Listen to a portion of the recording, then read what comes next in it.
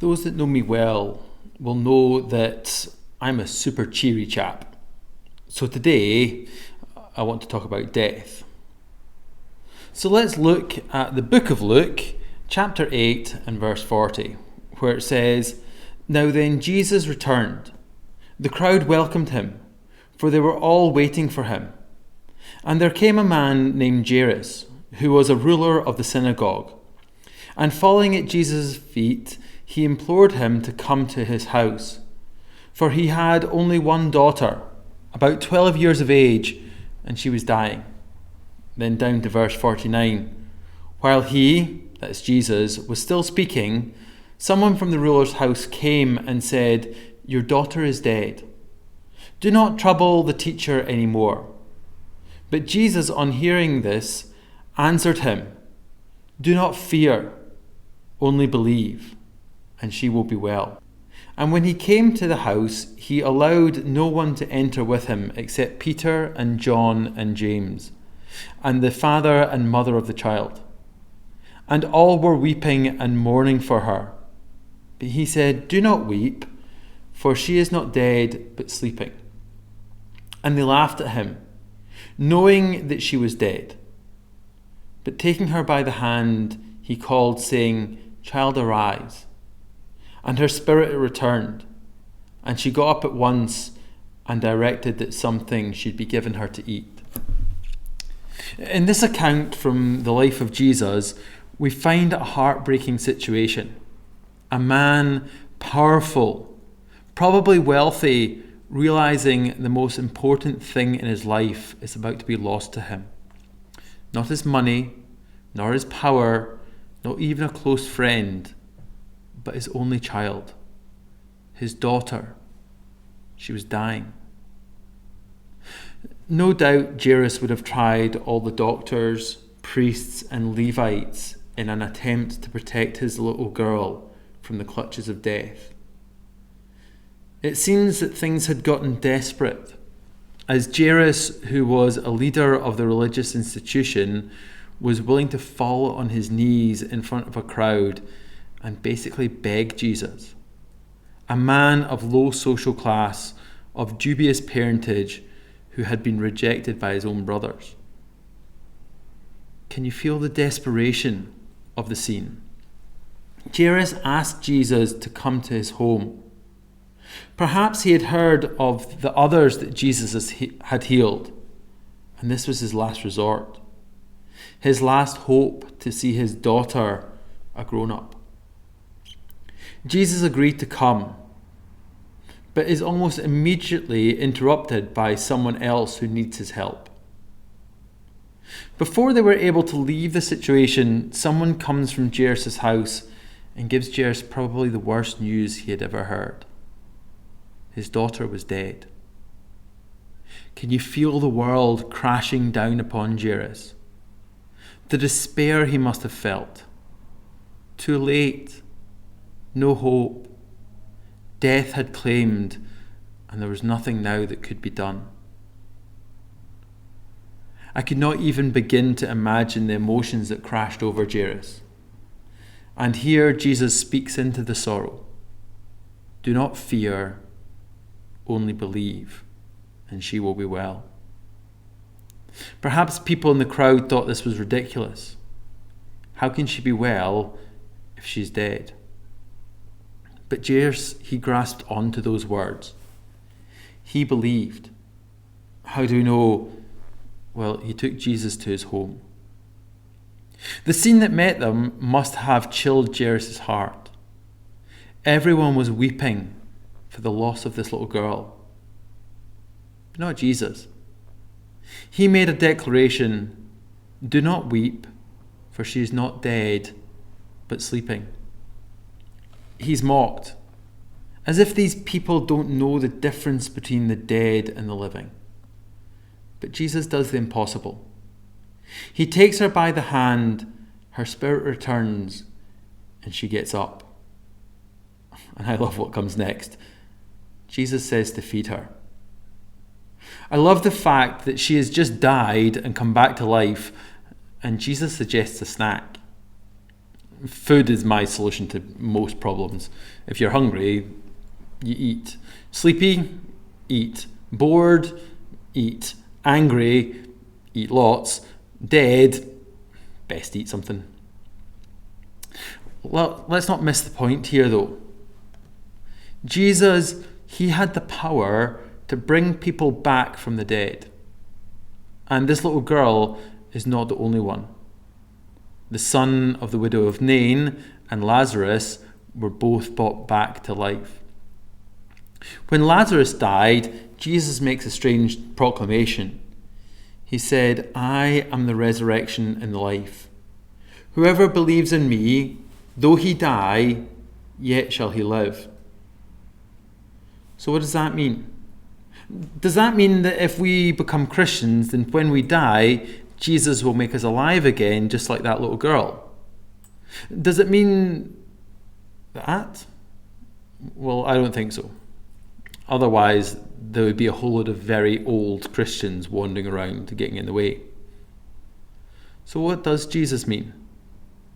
Well, the way I rationalize it is by thinking of death like a river, deep, fast, and treacherous. It winds through life, and all eventually find themselves approaching its banks. Those who Jesus brought back to life were pulled from the depth of the river, back to the same side where they had started. They would, in time, have to enter the river again. What Jesus offers is something totally different. You see, the Bible tells us that the wages of sin is death. The wages, that thing that we earn. Sin is the cause of death. The wrongs that we do in life causes our death. But Jesus never sinned. He was perfect in every way. So death had no claim over him. Yet Jesus did die. He died in probably the most brutal way a person could. He was falsely accused, found innocent, but for political ambition was sentenced to death anyway. He was tormented, tortured, and then crucified. But if death had not a claim on him, why did he die? He died not for his own sin, but for yours. He died in your place. He was willing to enter death so that you need not face the river of death and fear. You see, when Jesus came back from the dead, he did not come back to the same side of the river as he started, the same side as Jairus' daughter and Lazarus. But he went through to the other side.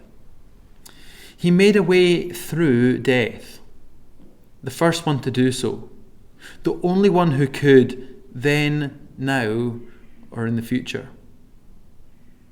Jesus has conquered death. He has made a way through death into eternal life. For the Christian, they will have to enter the river of death, same as everyone else. But they need not be swept away by its current. They can step out the far side. Last year, my father's twin brother died. My Uncle Hugh was a Christian. Most of his family were Christians. Many of his friends were Christian. And although it was a sad time, it meant that he would be missing at family gatherings. He was not going to be found cracking jokes we barely understood with my dad. It was different than if somebody who was not a Christian had died. In 1 Thessalonians 4 verses 13 and 14, Paul says this, "But we do not want you to be uninformed, brothers, about those who are asleep, that you may not grieve as others who do not have a hope. For since we believe that Jesus died and rose again, even so through Jesus, God will bring with him those who have fallen asleep." When Paul talks here about those who are asleep, he's talking about Christians who have died. We grieve, yes, but not like those who have no hope. It is a terrifying thought for those that are not Christian, for they have no hope. So why have no hope? We all have to face death. None of us by ourselves can escape its cold embrace. Why then face it with no hope, no chance? For the sake of pride? Jairus, he set aside his pride. He did not care what the crowds thought of him. He did not care what the religious leaders would think of him. He did not care what would happen to his career. He did not care what division it would cause in his family.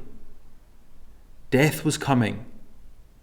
So he came to Jesus, the one who has defeated death. The Romans and the Jews thought that Calvary was a defeat for Jesus and his followers. But in fact, it was the decisive battle in the war between good and evil, between life and death. And Jesus conquered death. Paul repeats the words of the psalmist, "Death is swallowed up in victory. O death, where is your victory? O death, where is your sting?" You have the opportunity to be on the winning side. You have the ability to face death and smile. And if death is the worst that the world can do to you, what have we to fear? For it is already conquered. The sting of death is gone. The fear of death is pointless. But this is only true for those who have put their faith in Jesus. This is a truth for the Christian. So are you a Christian, or are you without hope? You do not have to be without hope today. You can be guaranteed a life that is eternal, a hope that is sure, a relationship with God, and Jesus of Nazareth offers it to you all today. You might not be offered it again. Once death comes for you, your choice is set. Your destiny cannot be altered. So respond to the offer presented: life, hope, and a relationship with the eternal God. I have, on more than one occasion, faced my own death. And although it was not a prospect I longed for, I felt at peace with it. I know there will come a time when I am going to have to enter into the river of death, but I can do so knowing that Jesus will be there to pull me out the far side and perhaps offer me some chocolate. Thanks for watching.